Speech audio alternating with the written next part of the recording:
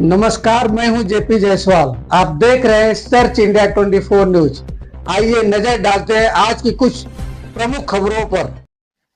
नमस्कार। शासनाने पुण्यश्लोक अहिल्यादेवी होळकर शेतकरी कर्जमुक्ती योजना 2026 जाहीर केलेली आहे।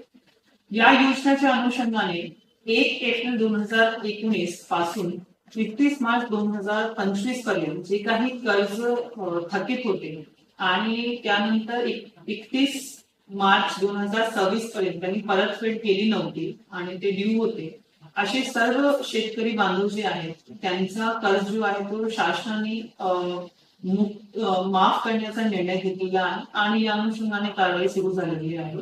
यामध्ये पालघर जिल्ह्यातले जवळपास 10,400 शेतकरी जे आहेत त्यांची डिटेल्स बँकेकडनं आम्हाला प्राप्त झालेली आहेत आणि त्याचे लिस्ट आहेत ते आपल्या गाव पातळीवर तसेच जे डेप्युटी डायरेक्टर रजिस्ट्रार आहे त्यांच्या ऑफिसमध्ये आणि सर्व जे सहकारी संस्था आहेत त्यांच्या ऑफिसेसमध्ये डिस्प्ले केलेली आहे।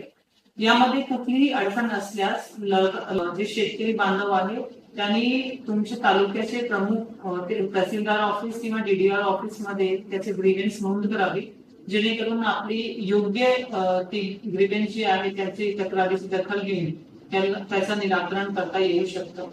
सोबतच प्रत्येक शेतकऱ्यांनी जे याच्यामध्ये पात्र आहे आपला आधार ऑथेंटिकेशन करून घ्यावा, जेणेकरून हा लाभ मिळण्यास आपल्याला सुलभ होईल।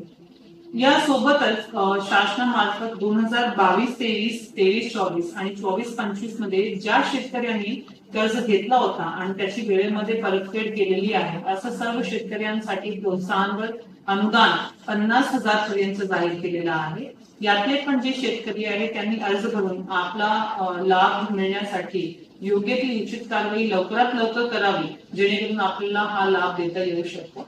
कुठलीही अडचण असल्यास आपण जिल्ह्याच्या हेल्प डेस्क किंवा तालुक्याच्या हेल्प डेस्कला संपर्क करावे। धन्यवाद। जय हिंद।